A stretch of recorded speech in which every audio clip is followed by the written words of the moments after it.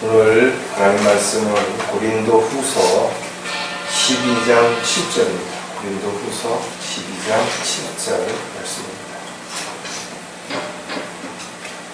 찾으셨으면 제가 받들어 읽겠습니다.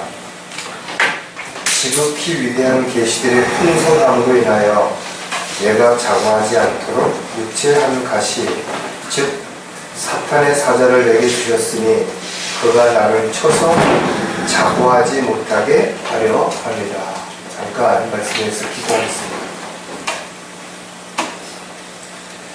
저희들의 삶을 주관하시고 또 저희들을 이 세상의 악으로부터 마귀의 공격으로부터 보호해 주시고 또 저희들에게 각자 맡겨진 일들을 잘 감당할 수 있도록 지혜와 능력을 허락해 주시는 주님, 오늘도 주님 부활하신 첫날에 이렇게 사랑하는 지체들이 함께 모여서 찬양을 드리고 경배를 드립니다. 주님 기뻐 받아주시고 저희들에게 필요한 것들을 말씀을 통해서 또 가르쳐 주시고 또 저희들이 한 주간 받은 상처를 치료해 주셔서 저희들이 다시 힘을 얻고 다시 세상으로 돌아가서 주님께서 이 마지막 시대에 맡겨주시는 그 일들을 온전히 잘 감당할 수 있도록 주님 함께 해주셨소서. 특히 저희들이 언제 어느 곳에 있든지 항상 부끄럽지 않은 모습 가운데 주님 다시 오시는 그날을 소망하며 기다릴 수 있는 저희들이 되게 도와주시고 또 저희들의 아름다운 간증들이 또 다른 누군가에게 주님을 알 수 있고 주님의 은혜와 사랑을 받을 수 있는 계기가 될 수 있도록 저희들을 도구로 사용해 주시기를 다시 한번 간절히 구하고 합니다. 저희들에게 다시 한번 이 시간 힘을 주셔서 저희들이 서로에게 또 나가서 믿지 않는 사람들에게 주님의 아름다운 간증들을, 증거들을 지속적으로 전파할 수 있도록 주님 힘 주시옵소서. 다시 한번 주님께 감사를 드리고 참으로 저희들을 지극히 사랑하시는 주 예수 그리스도의 이름으로 기도했습니다.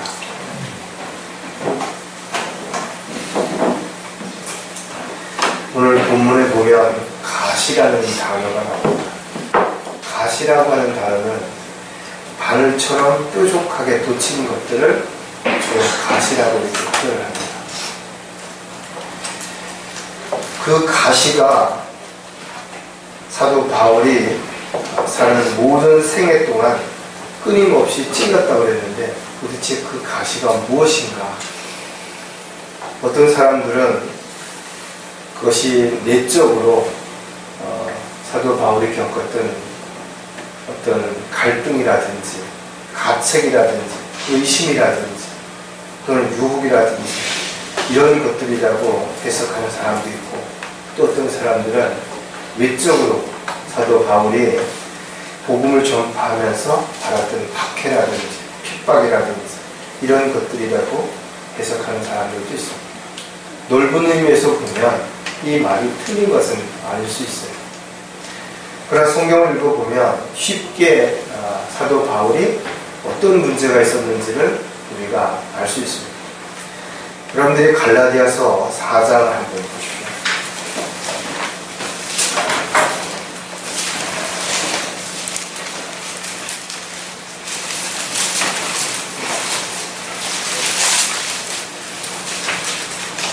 갈라디아서 4장 11절 말씀 보겠습니다.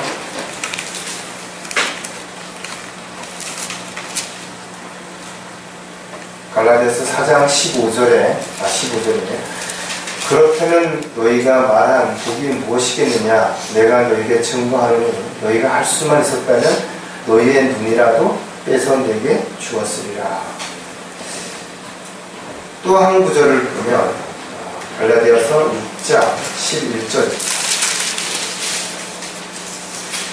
너희는 내가 네 손으로 너에게 얼마나 큰 편지를 썼는지를 보는도다.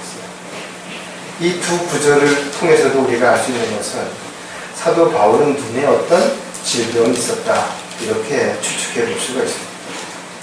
의사인 누가와 함께 늘 동행했음에도 불구하고 그를 끈질기게 괴롭혔던 이 육체적인 고질병 이것을 고쳐달라고 하나님 앞에 3번이나 간절하게 기도했음에도 불구하고 하나님께서는 그 기도를 들어주시지 않은 것이에요.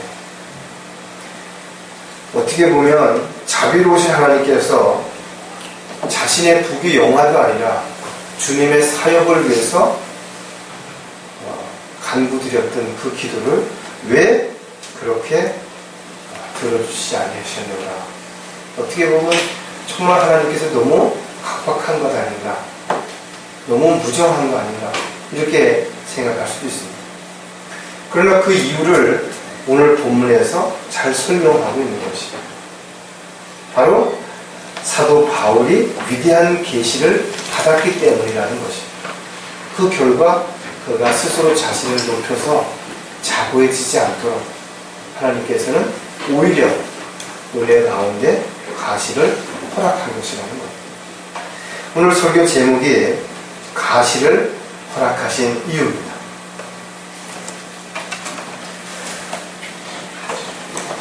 여러분들도 나름대로 육신적인 질병이든 또 여러가지 가정적인 문제이든 가난한 삶이든 또는 어떤 불화이든 직장 문제든 여러 가지 이유로 인해서 힘들고 어려운 부분들이 분명히 있을 것입니다.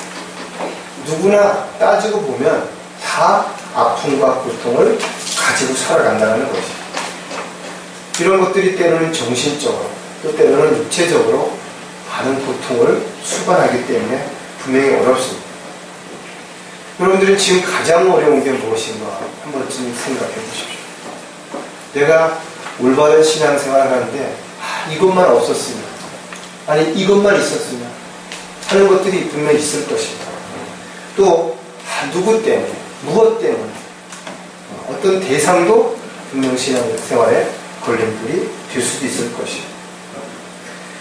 그러나 우리가 한 가지 분명히 생각해야 될 부분은 다른 형제 자매들도 다 그런 부분들이 있지만 묵묵히 그것을 감수하며 살아가고 있다는 것입니다. 왜 그런 것인가 이거죠. 오늘 우리가 살펴볼 사도 바울처럼 사도 바울은 정말 놀라운 치유의 능력을 가지고 있어서 많은 사람들을 치유했음에도 불구하고 정작 자기 질병은 치유할 수 없었던 것이에요. 그리고 그는 온 생애를 복음 사역을 통해서 주님 앞에 헌신하면서도 그 고통을 늘 안고 살았다는 것입니다. 저와 여러분이 주님을 위해서 더 헌신하고자 할 때 사탄은 여러 가지 방법으로 우리를 공격하고 방해하는데 그 가운데 하나가 바로 육신적인 질병일 수도 있고 또 생활의 궁핍함, 또 가정의 문제, 또 세상적으로 오해를 받거나 비난받는 이런 것들이 끊임없이 일어나고 있다는 것입니다. 하나님께서 왜 이것을 알면서 묵인하는 것인가? 아니면 침묵하시는 것인가? 방관하시는 것인가? 사람들은 이런저런 오해도 또는 불만도 불평도 할 수가 있지만 하나님께서 허락하신 데는 반드시 이유가 있다는 것입니다. 사도 바울은 오히려 이런 자신의 그 가시를 안고 살아가는 동안 그것이 하나님의 놀라운 은혜라는 것을 그는 알게 된 것입니다. 저 여러분도 만약에 무엇인가 그런 부분들이 있다면 오히려 그것이 나를 안전하게, 나로 하여금 자고하지 않도록 믿음의 대열에서 이탈하지 않도록 붙잡아주는 안전장치가 될 수 있다. 또 미리 예비하는 경고의 어떤 표시다. 이렇게 여러분들이 생각을 한다면 훨씬 여러분들이 겪고 있는 고난이나 아픔이나 어려움을 여러분들이 받아들이기 쉬울 것이고 오히려 그것으로 인해서 감사할 수 있을 것입니다. 하나님께서 사도 바울에게 가시를 허락하신 이유를 우리가 본문에서 봤던 것처럼 좀 더 구체적으로 살펴보려고 합니다. 첫 번째, 자고하지 못하도록 주신 은혜다. 다시 말해서 가시를 주신 것은 사도 바울이 뭘 잘못했기 때문에 징계를 내린 것도 아니고 또는 사도 바울을 일부러 고통을 주기 위해서 준 것이 아니라는 것입니다. 오히려 사도 바울로 하여금 유언을 미리 막아주는 그런 유일한 처방이 바로 가시, 즉 사탄의 사자를 주셨다는 것이에요. 바울은 이 자신에게 내려진 목적을 분명하게 알았던 것이에요.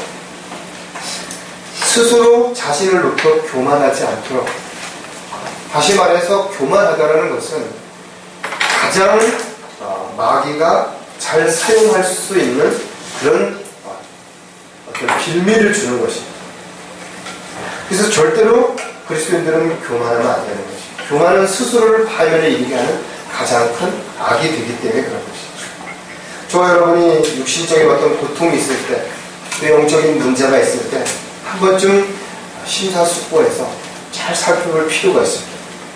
그리고 그것이 하나님께로부터 온 것이라는 오히려 감사할 수 있고 은혜로 여길 수 있는 그런 그리스도인들만이 이런 과정 속에서도 오히려 주님께 영광을 돌려드리는 삶을 살아갈 수 있습니다.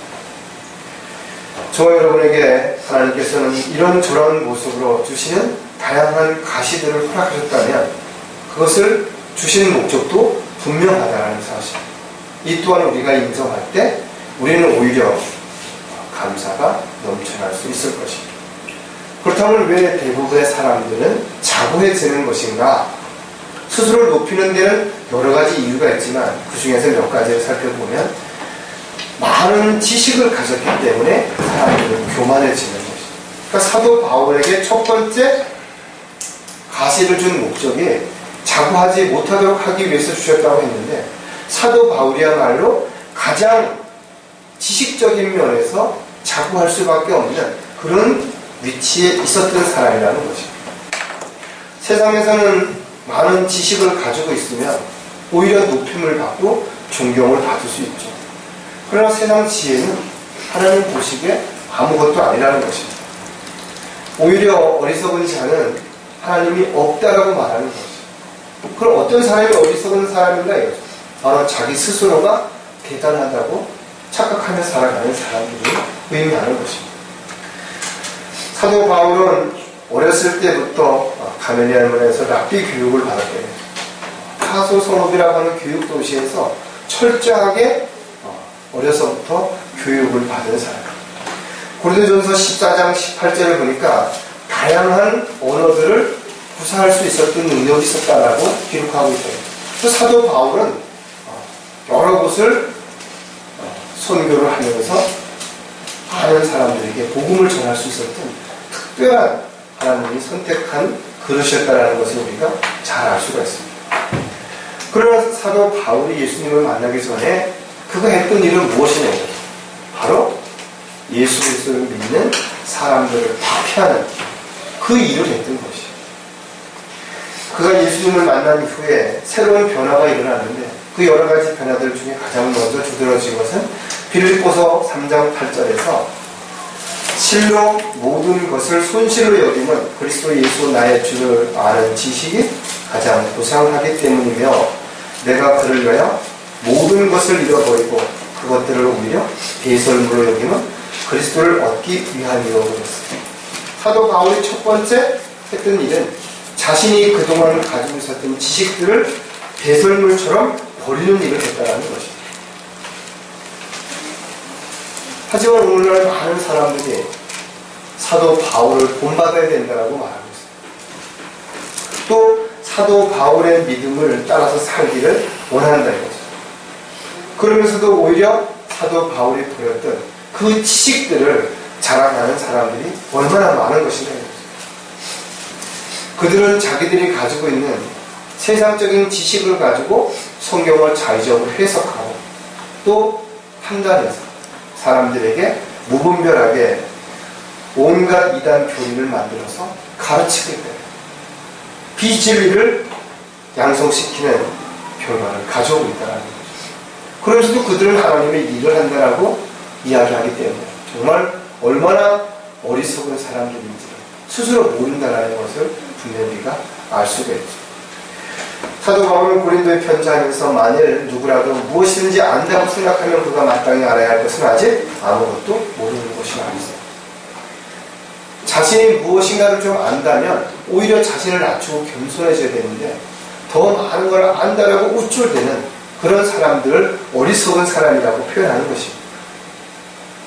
성경을 알면 알수록 뭐라고 고백할 수밖에 없냐면 내가 정말 성경을 잘 모르는구나. 하나님에 대해서 더 많이 알면 알수록 하나님이 정말 위대하시고 얼마나 크신 분이신지를 알게 되기 때문에 감히 하나님을 내가 안다 이렇게 표현할 수 없다는 거예요. 따라서 그리스도인들은 진리의 지식을 알고 영적으로 성장하면 할수록 그에게서 나타나는 것은 겸손함이고 자신을 낮추는 모습이라는 것이죠. 또 한 가지 자고해지는 이유는 무엇인가 하면 육신적인 열성이 앞서기 때문입니다. 하나님의 일을 하는 데 있어서 열성이 정말 중요해요.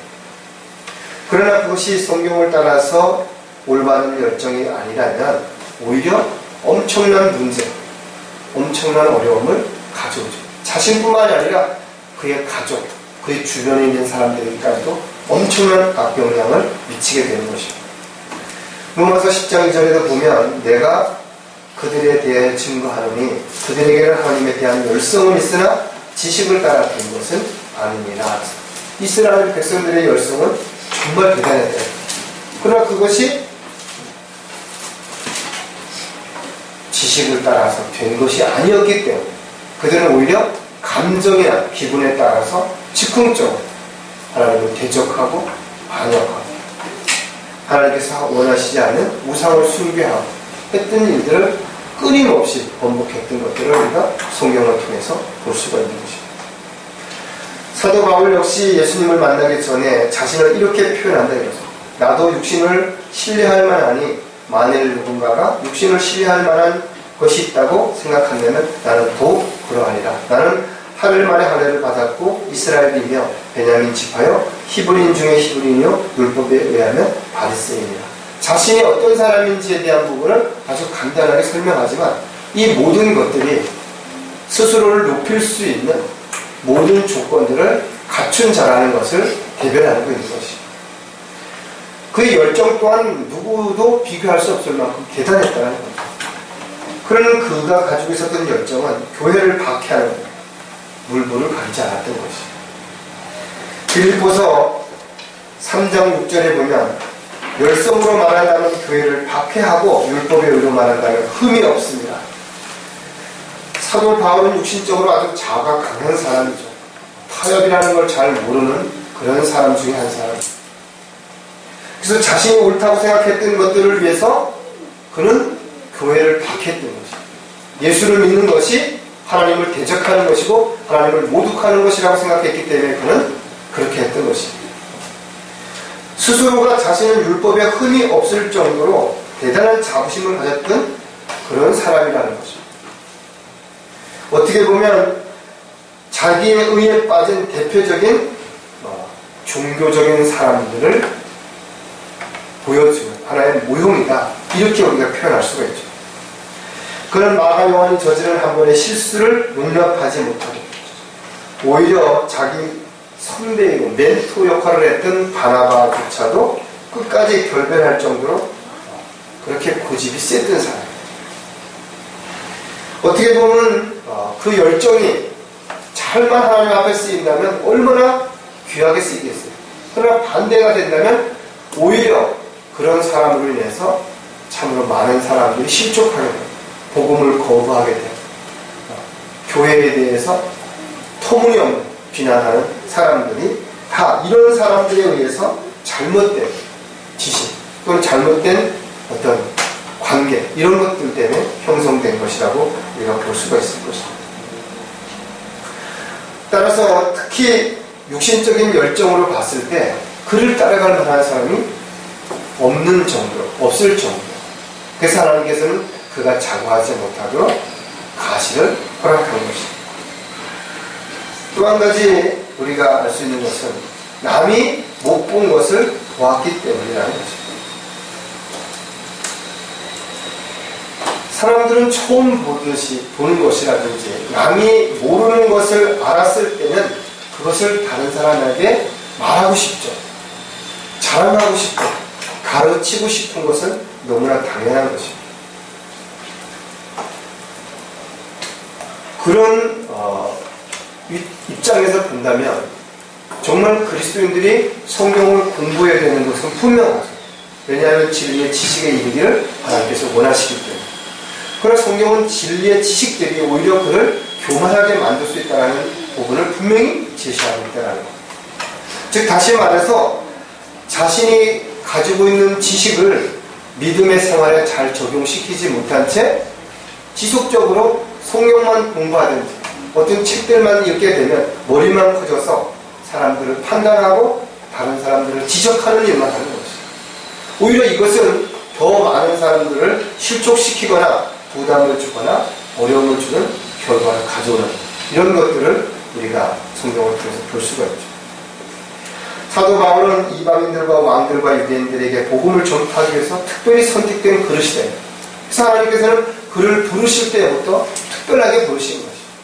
다마스쿠스 도상에서 하늘에서 빛이 있어 직접 예수님의 음성을 들었던 사람이에요. 근데 여기서 끝난 것이 아니라 고린도전서 12장 4절에 보니까 그가 낙원으로 끌려 올라가서 말로 다 형용할 수 없는 말을 들었는데 그것은 사람들에게 말하도록 허락되지 않은 것이로다. 얼마나 놀라운 일을 경험한 것이. 셋째 하늘에 올라가서 우리가 상상도 할 수 없는 그런 것들을 직접 보고 들은 것이. 근데 그것을 이 세상 사람들은 이해할 수도 없고 납득할 수도 없는 것이. 그래서 하나님께서 그것을 사람들한테 증가하는 것을 금한 것이죠. 특히 그런 것으로 인해서 사도 바울이 교만해질까봐 하나님께서는 가시를 허락했다는 거죠. 안타깝게도 바른 진리를 알고 바른 교리를 알았던 그런 형제 자매들 중에 오히려 교만해졌어요. 지금은 어디에서 무엇을 하는지 진짜 흔적도 없이 사라진 사람들도 있고 오히려 하나님을 대적하는 반대편에 서서 방해하고 많은 사람들을 실족시키는 그런 일들을 하는 참으로 안타까운 사람들도 있다는 거예요. 저와 여러분 마찬가지로 더 성경을 공부하고 믿음이 더 커지면 커질수록 우리가 해야 하는 것 자랑하거나 사람들 앞에서 우쭐해야 되는 것이 아니라 더 자신을 낮추고 더 겸손해져서 더 섬기는 위치에서 일하지 않는다면 누구도 이 스스로 자고해지는 것으로부터 자유할 수 없어요. 그래서 하나님께서는 저와 여러분에게도 분명히 사도 바울에게 했던 것처럼 안전장치, 즉 무엇인가 부족한 부분, 잘 못하는 것들, 문제가 있는 부분들을 반드시 허락하셨다는 거예요. 그래서 여러분들이 큰 소리 칠 수 없도록 다른 사람들 앞에 나는 이렇다, 나는 뭐든지 다 할 수 있다, 뭐든지 다 잘한다 이렇게 말하지 못하도록 분명한 부분들을 남겨두셨다는 거예요. 이것이 은혜라는 것이에요. 두 번째, 하나님께서 사도 바울에게 가시를 허락하신 것은 만족하는 법을 배우도록 주신 은혜라 했습니다. 사람들을 하나를 얻고 나면 만족하는 것이 아니라 또 다른 무엇인가를 얻고자 하는 것입니다. 그래서 가지면 가질수록 더 많은 것을 가지고자 하는 것이 타락한 옛성품을 가지고 있는 인간의 본성이라는 것이에요. 오죽하면 가장 지혜로웠던 솔로몬이 전도서를 통해서 이렇게 기록합니다. 은을 사랑하는 자는 은으로 만족하지 못하며 풍요를 사랑하는 자는 증식으로 만족함이 없나니 이것도 헛되리라. 조금 더 나은, 조금 더 좋은, 조금 더 큰 무엇인가를 얻으면 만족할 것 같지만 오히려 그것을 얻게 되면 또 다른 부분들이 끊임없이 욕심이 생겨난다는 것이죠. 그래서 성경은 우리에게 분명하게 제시합니다. 만족하기를 원하냐? 그러면 욕심을 버리라는 것이죠. 욕심을 가지고 있는 한 누구도 만족하지 못하기 때문에 그런 거죠. 세상에서 만족하려고 하는 사람들은 무엇을 하든 무엇을 얻든 결국은 죽을 때까지 만족하지 못한 채 끊임없이 무엇인가를 추구하다가 후회하면서 생애를 마칠 수밖에 없습니다. 사도 바울도 욕심을 가지고 있는 동안 가시로 인해서 참으로 많은 고통을 받았을 것입니다. 그래서 그는 3번이나 간절하게 간구드렸던 것이, 이를 위하여 3번이나 그것을 내게서 제거해달라고 주께 간구하였는데, 사도 바울이 어떤 육신의 편안함을 위해서 간구한 거 아니라는 거죠. 부귀 영화를 요구한 거 아니라는 것이, 자신이 더 주님의 사역을 위해서 복음을 더 잘 전하고 증가하기 위해서 육신의 고통으로부터 좀 벗어나기 위해서 간구를 드렸음에도 불구하고 하나님께서는 단호하게 거절하신 것이, 오히려 지금 네가 겪고 있는 이 모든 걸로 만족하라는 것입니다. 만약에 사도 바울이 하나님 앞에 가시를 제거해달라고 간구했을 때 하나님께서 그 문제를 즉시 해결해 주셨다면 사도 바울은 어떻게 됐을 것인가? 오히려 자기가 가지고 있는 능력이라든지 지혜라든지 열정을 통해서 열심히 일했을 것입니다. 그러나 그것이 하나님을 기쁘시게 하는 일은 될 수가 없었을 수 있어요. 하나님이 원하시지 않는 일을 하는 그런 결과를 낳을 수 있었다는 것입니다. 그것을 하나님께서는 아셨기 때문에 미리 안전장치를 해놓으신 것입니다. 그리고 사도 바울은 그런 하나님의 은혜를 알게 되었고, 그래서 오히려 약한 데서 강하게 된 것을 하나님 앞에 감사하는 그런 고백을 우리는 성경을 통해서 알 수가 있는 것입니다. 그렇다면 왜 사람들은 만족하지 못하는 것인가? 여러 가지 이유가 있지만 그 중에 대표적인 게 바로 욕심을 버리지 못하기 때문이라는 것입니다. 하루아침에 쌓아놓은 모든 것을 다 버린다는 것은 그건 말도 안 되죠. 누구도 할 수 없는 일입니다. 사도 바울은 그동안 자신이 쌓았던 모든 것들을 한순간에 다 버리는 그런 모습들을 우리는 성경을 통해서 볼 수가 있습니다. 그가 가졌던 권력, 명예, 부 이런 것들을 그는 주님을 만난 이후에 주님의 도구로 일꾼으로 살기 위해서 다 버렸다는 것입니다. 그것으로 버린 것으로 끝난 것이 아니에요. 오히려 사도 바울이 가는 곳곳마다 다른 사람도 아니라 자신들을 따르고 믿고 지지해줬던 수많은 유대인들로부터 엄청난 박해를 받은, 사도행전을 읽어보면 한 18번 정도를, 심지어는 막 따라다니면서 시장의 잡배들을 통해 가지고 사도 바울을 공격하고 방해했던 것들을 볼 수가 있거든요. 주님의 뜻대로 살기를 원한다면 가장 먼저 해야 되는 일이 뭐냐? 자기 자신을 부인하는 일이라 했죠. 또 한 가지가 바로 자기의 욕심을 버리는 것입니다. 세상적이고 육신적인 것을 버리지 않는 한 절대로 채울 수 없어요. 절대로 두 가지를 다 채울 수 없다. 많은 사람들이 예수 그리스도를 믿고 나서 처음에는 다 버린다. 내가 주님이 원하신다면 또 주님을 위해서라면 다 버릴 수 있다라고 고언 장담하기도 한대요. 그러나 얼마 못 가가지고 자신이 버렸던 것을 또 하나씩 다시 주워오기 시작하는 것입니다. 심지어는 하나님의 이름으로 하나님의 일을 위해서라고 그 앞에다 단서를 붙여놓고 더 많은 욕심을 채우기 위해서 살아가는 사람들도 얼마든지 있거든요. 디도서 3장 3절에 우리도 한때는 어리석고 복종치 아니하며 미혹당하고 여러 가지 욕심과 쾌락에 종노릇하며 악과 시기 속에서 살고 가증스러우며 서로 증오하는 자에서, 마치 저와 여러분이 예수님을 만난 이후에 지금까지 여러 가지 세상적인 입장에서 봤을 때 좀 선하게 살고 좀 덜 부끄럽게 살았다고 해서 자신의 과거가 정말 깨끗하고 그렇게 순수한 것인가 잃어버릴 수 있다. 참으로 사도 바울보다 저와 여러분 더 추하고 더럽고 악했을 수도 있다. 그런데 마치 우리는 처음부터 그랬던 것처럼 오히려 지금 그런 사람들을 보면 괜히 눈살을 찌푸리고 뭔가 좀 특별한 사람 같고 이렇게 느껴지면 안 된다. 절대 잊어서는 안 되는 것이. 구원받았다고 해서 우리 안에 이런 모든 것들이 다 없어졌는가? 그렇지 않은 것입니다. 언제든 틈만 나면 이것이 꿈틀대고 있는 것입니다. 끊임없이 우리에게 속삭이고 있다. 야, 너는 뭐든 잘할 수 있고 너는 이걸 하면 지금도 얼마든지 잘 먹고 잘 살 수도 있고 대접받을 수도 있고 끊임없는 속삭임이 있다. 돈을 사랑하는 것이 모든 악의 뿌리니 이것을 욕심내 어떤 사람들은 믿음에서 떠나 방황하다가 많은 슬픔으로 자신을 찔렀도다. 여러분들도 보셨다.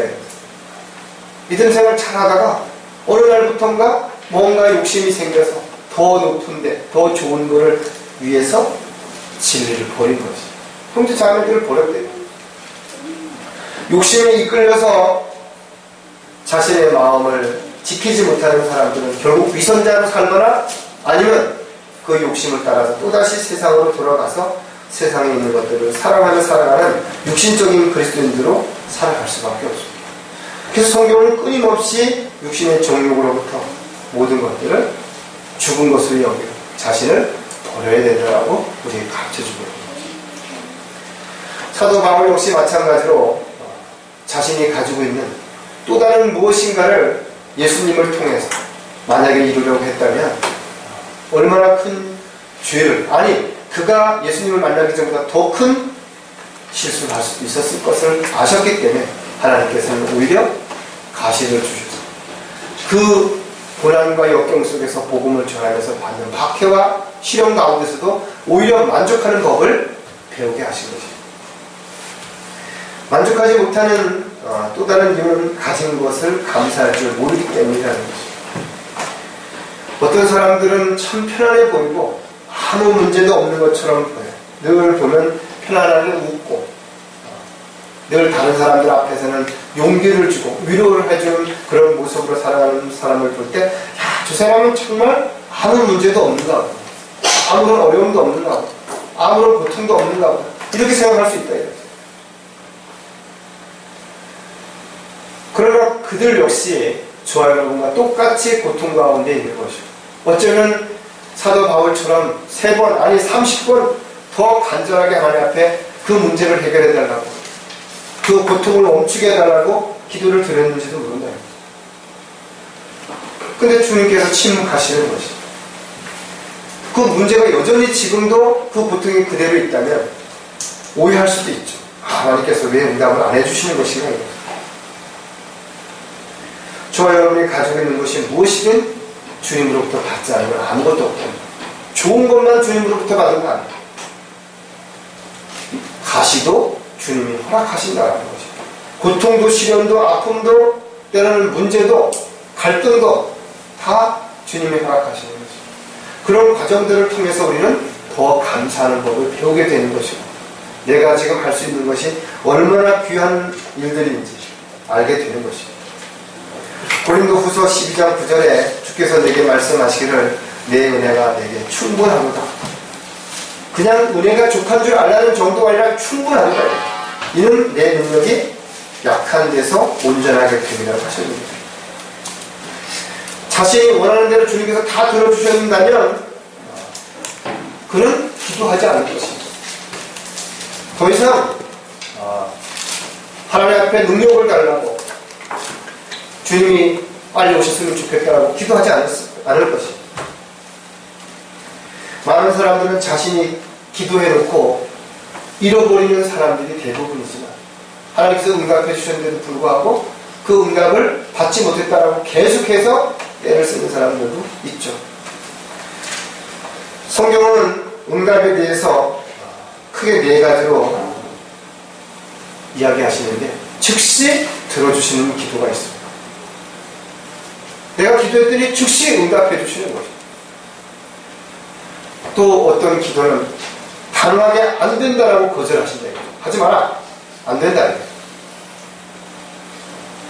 또 어떤 방법으로는 그냥 침묵하고 계시는 거지. 기다려라. 아직은 때가 안 돼.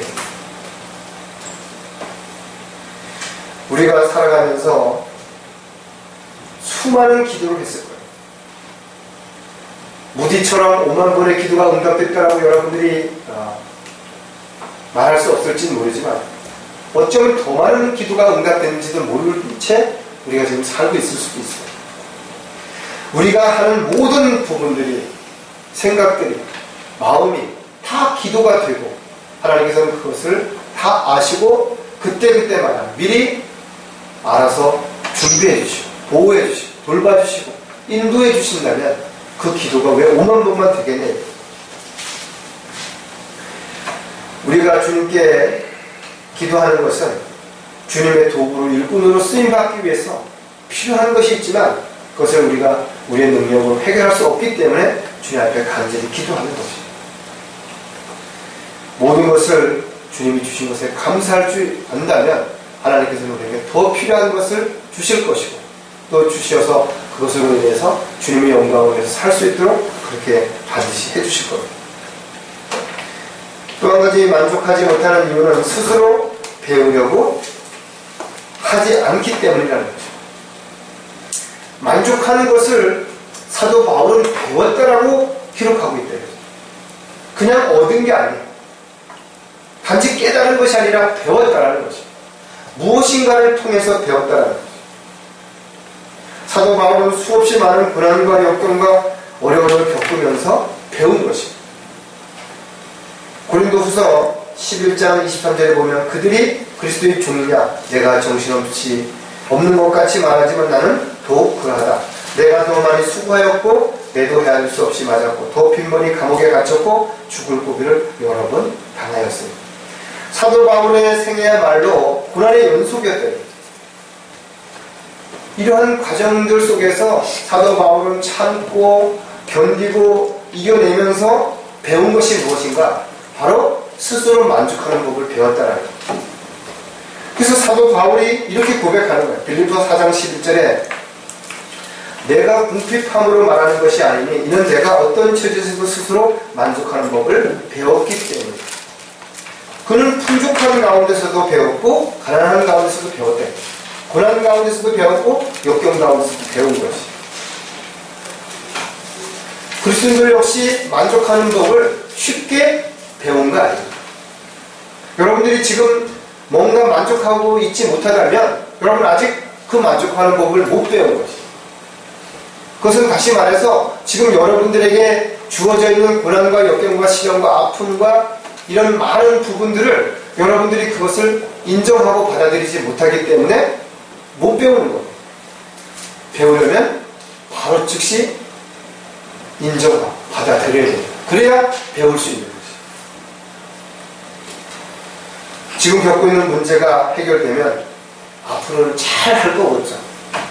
지금 이 아픈 고통만 지나가면 주님을 위해서 나는 뭐든지 하겠다. 아무것도 더 이상 돌아보지 않고 세상도 더 이상 돌아보지 않고 어떤 미련도 없이 오직 주님만을 기쁘며 하는 삶을 살겠다라고 말할 수 있다. 그러나 사실은 그래요. 여러분들이 자신을 돌아보면 조금 살만하면 또 다른 데 눈을 돌리고 조금 살만하면 또 딴 생각하고 조금만 또 여유가 생겨지면 또 자기가 잘난 줄 알고 착각한다 이거죠.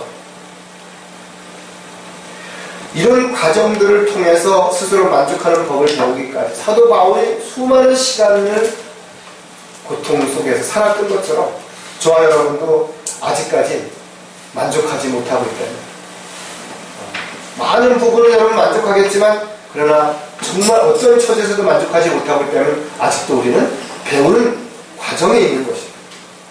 어쩌면 우리가 주님 앞에 갈 때까지 그 배움은 끝이 안 나겠죠.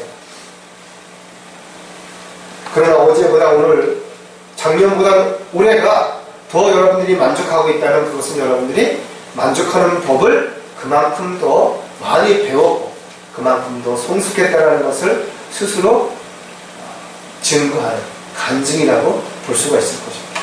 사도 바울이 스스로 만족함을 배우기 위해서 그에게 하나님께서는 가시를 허락했다는 이것을 우리는 하나님 주시는 은혜다 이렇게 표현할 수 있는 사람들은 성숙한 그리스도인이 되는 것입니다.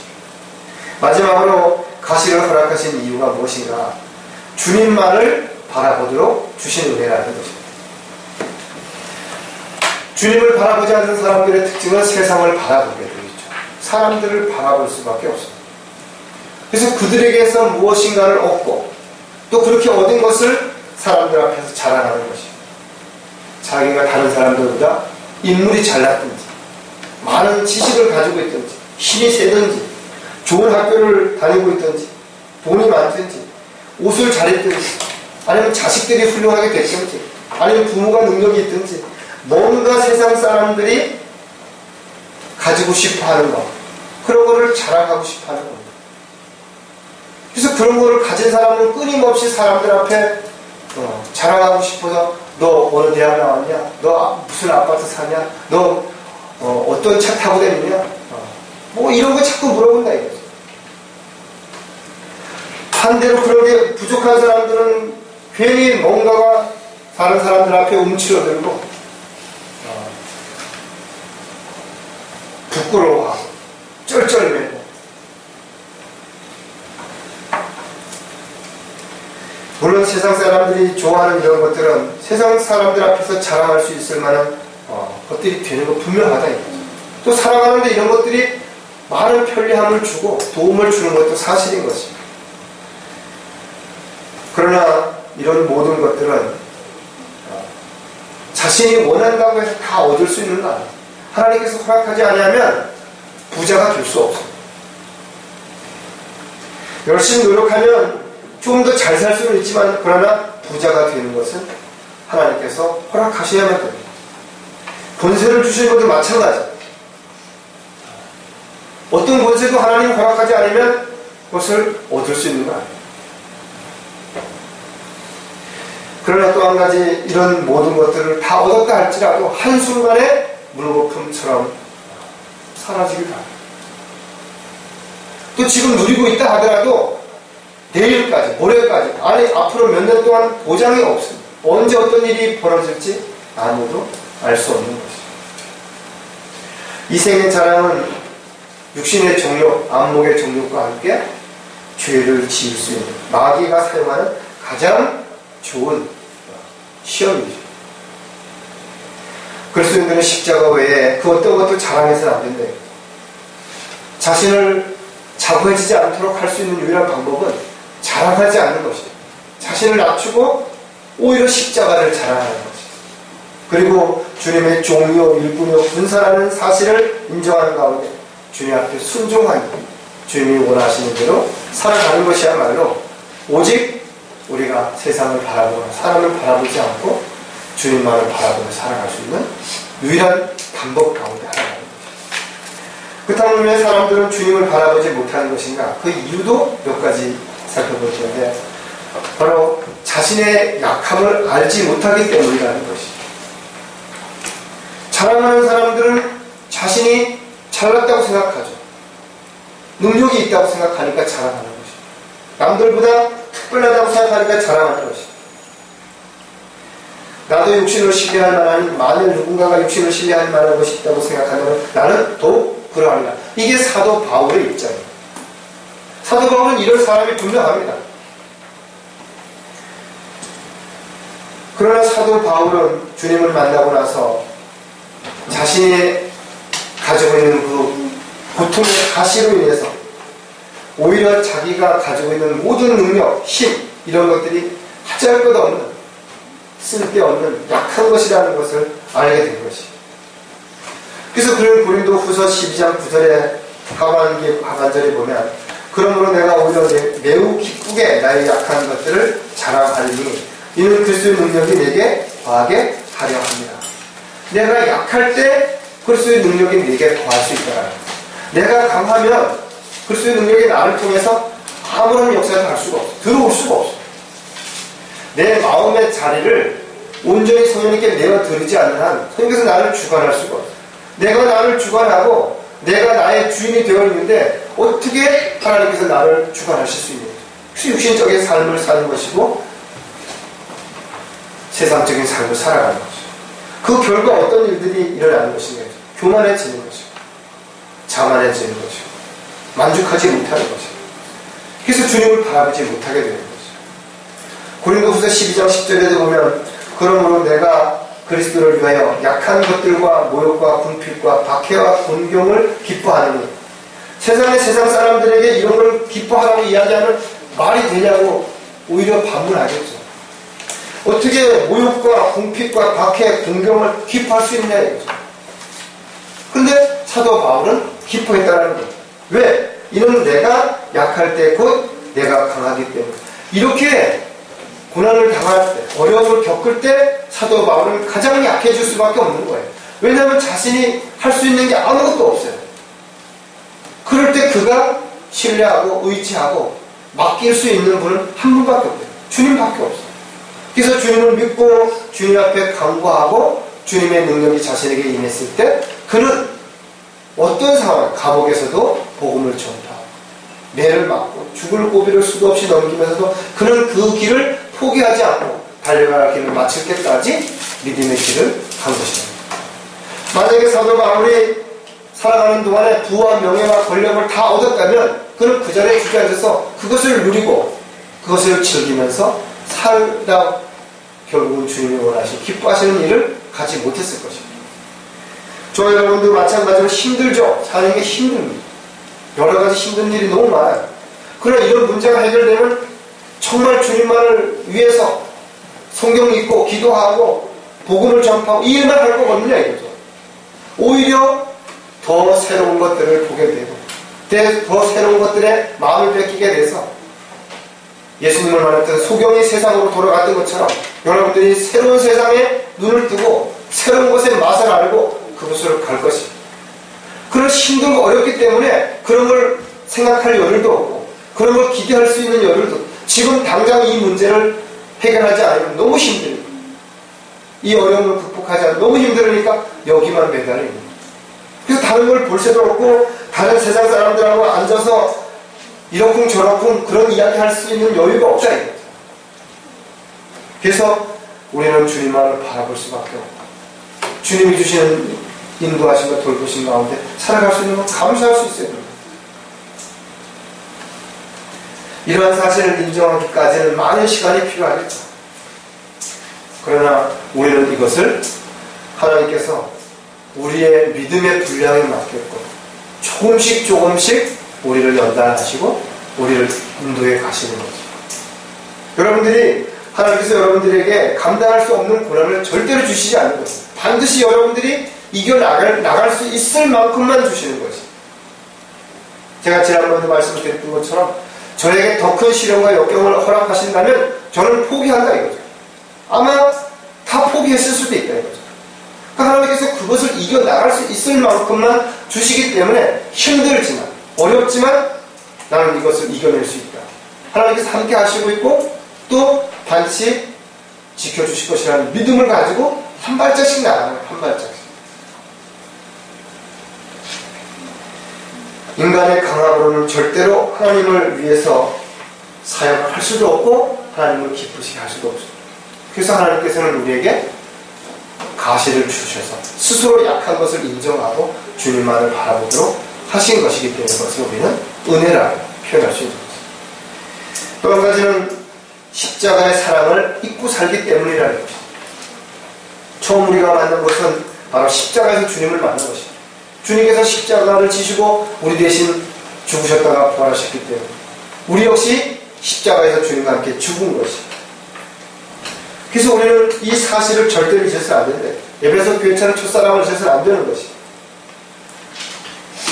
사도 바울은 자신이 약한 것을 통해서 하나님께서 자신을 통해서 어떤 일들을 하셨는지를 자랑하기 시작한 것입니다. 그것이 바로 십자가라는 것입니다. 고린도후서 1장 18절에 보면 십자가를 전파하는 것이 멸망하는 자들에게는 어리석은 것이지만 구원을 받은 우리에게는 하나님의 능력이다. 세상 사람들이 볼 때는 예수를 믿고 구원받고 하늘나라에 가야 되는 거 이거 얼마나 터무니없는 이야기다. 어리석다라고 이야기할 수 있다.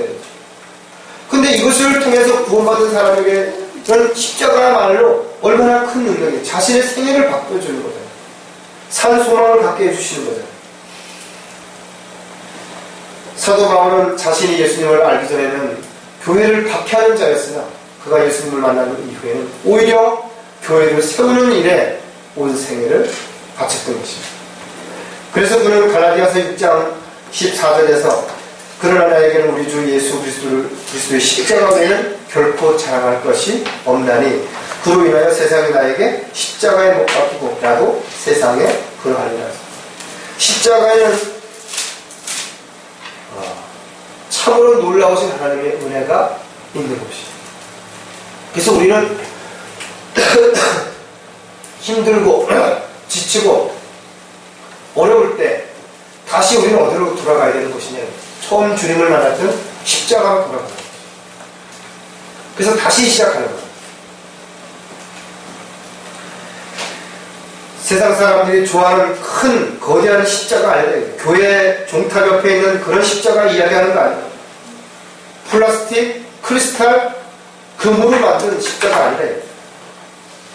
바로 십자가에 못 박혀 죽으신 예수 그리스도를 기억하는 것입니다. 십자가의 도를 우리는 잊지 않는 것입니다. 그래서 우리는 해야 할 일이 복음을 전파하는 일이에요. 다른 거 없다. 이 마지막 시대에 저와 여러분 해야 할 가장 중요한 일은 구제하는 일이 아니에요. 어렵고 힘든 사람을 도와주지 말라는 얘기 아니에요. 여러분들이 능력만 있다면, 힘만 있다면 얼마든지 그렇게 하시라. 그러나 가장 중요한 것은 그들에게 복음을 전하는 일을 소홀히 하거나 그 일을 하지 않으면서 하는 모든 일들은 위선에 불과한 것이고 자기 만족에 불과한 것이고, 내가 복음을 전할지라도 내게 자랑할 것이 없으니 이는 내가 부득불해야 할 일이기 때문이라. 만일 내가 복음을 전하지 않으면 내게 화가 있습니다. 복음을 전하는 것은 당연히 해야 할 일이에요. 자랑할 일도 아니고 오히려 전하지 않으면 참으로 수치스럽고 부끄러운 하나님의 종이라고 밖에 볼 수가 없다는 거죠. 주님을 바라보는 사람들은 언제 어디서나 십자가를 지고 가는 것이고 그 십자가를 사람들에게 자랑하는 것이고 그 십자가를 통해 사람들이 예수 앞으로 나와서 구원을 받을 수 있도록 하는 것입니다. 이것이 우리가 가장 약할 때, 자신을 부인할 수 있을 때 주님의 능력으로 그 일을 감당할 수 있다는 것입니다.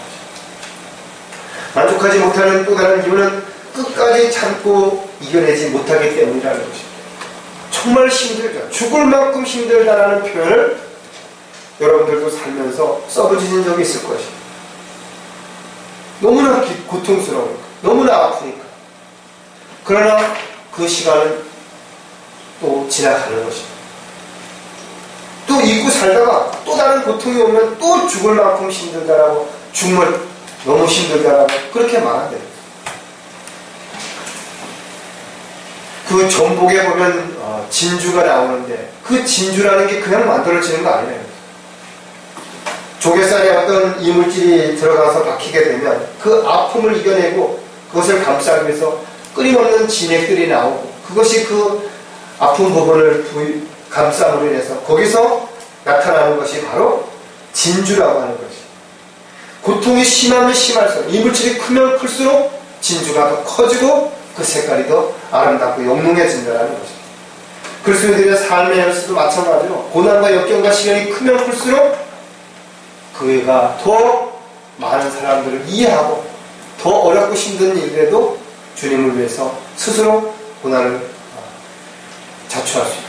이것이 그리스도인들의 간증이고 그리스도인의 향기라는 것이죠. 그냥 향기가 나는 것이 아니라는 거죠. 그냥 간증이라는 게 그냥 자기 자랑하는 거 아니에요. 나 이런 사람이라 나 예수 믿고 돈을 얼마나 많이 벌었다, 내가 얼마나 출세했다, 우리 아들이 어느 좋은 대학에 들어갔다, 이런 것 자랑하는 게 간증이 아니다 이거죠. 주님을 위해서, 주님의 사역을 위해서 받았던 그 고난이 얼마나 힘들었는지, 얼마나 아팠는지, 그것이 그 삶을 통해서 누가 말하지 않아 보여주는 그 열매들이 바로 아름다운 간증이 되는 것입니다. 디모데후서 2장 3절에 그런즉 너는 예수 그리스도의 훌륭한 군사로서 고난을 견뎌내라. 사도 바울은 디모데에게 왜 이런 말을 할 수 있었던 것인가, 또 왜 이런 말을 할 수밖에 없었는가 하면 본인이 그 길을 걸어와 그 고난을 감수했기 때문에 오히려 위로와 격려와 힘을 북돋워주기 위해서 또 반드시 이겨나가게 되면 그 다음에 좋은 결과가 있다는 것을 알려주기 위해서 이 글을 쓴 것이에요. 고난은 아무리 작아도 아플 수밖에 없습니다. 고통은 아무리 작아도 내 손톱 밑에 가시는 다른 사람의 팔이 부러진 것보다 더 아픈 것은 분명한 것입니다. 지금 이 시간까지도 우리는 줄이고 목마르며 헐벗고 매맞으며 정처가 없이도 우리 손으로 일함으로써 수고하고 욕을 먹으며 축복받고 박해를 받아도 참으며 비방을 받으나 권면하고 세상의 쓰레기같이 되며 지금까지 만물의 찌꺼기가 되었다. 사도 바울의 삶을 이렇게 표현하고 있대요. 얼마나 힘들었겠네. 저와 여러분이 과연 사도 바울의 이 고백 앞에서 나도 그만큼 힘들다라고 말할 수 있는 사람인데, 그만큼 고통스럽다라고 말할 수 있는 사람인데, 그렇지만 저는 여러분들이 얼마나 힘든지 안돼요. 저 역시도 힘들기 때문에 여러분들이 얼마나 힘든지 아는 것입니다. 그래서 제가 여러분들에게 특별하게 위로해 줄 수 있는 어떤 특별한 말이 없어요.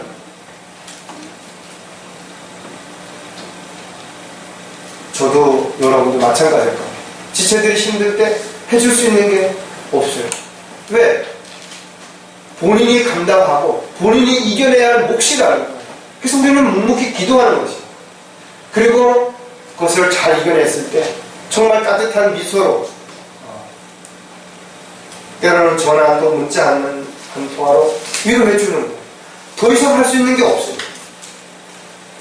세상적인 거라면 물질로도 또 찾아가서 맛있는 걸 사주고 이런 걸로도 얼마든지 위로와 힘이 될 수도 있죠.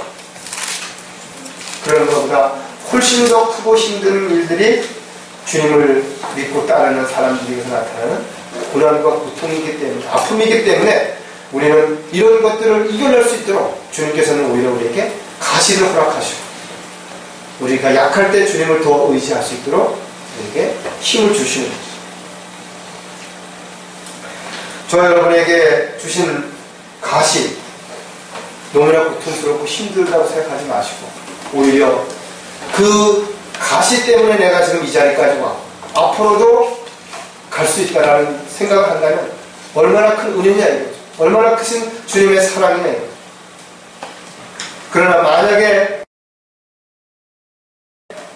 누군가가 나를 바르게 세우기 위해서 나의 어떤 잘못된 것을 바로잡게 한 안전장치로 도구로 쓰임받는 사람이 있다면 그들을 정말 불쌍히 여기고 또 그들한테 감사할 수 있어야 됩니다.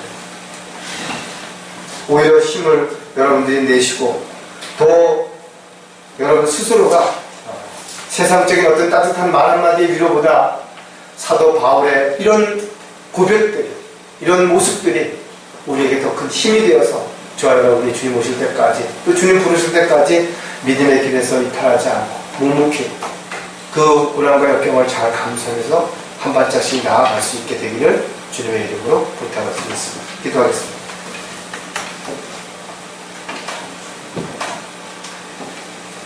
참으로 위대하신 하나님 아버지, 주님은 뭐든지 알고 계시고 또 뭐든지 다 하실 수 있습니다. 저희들이 어떤 문제가 있는지, 어떤 어려움이 있는지, 어떤 아픔이 있는지, 어떤 고통이 있는지 주님은 다 알고 계십니다.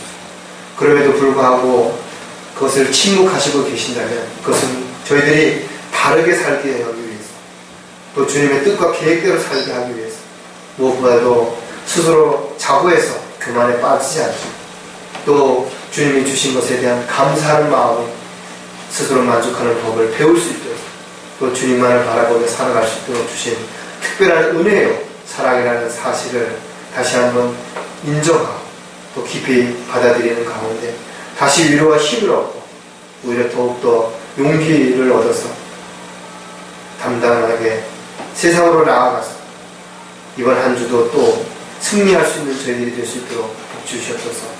주 예수 그리스도의 이름으로 기도했습니다. 네.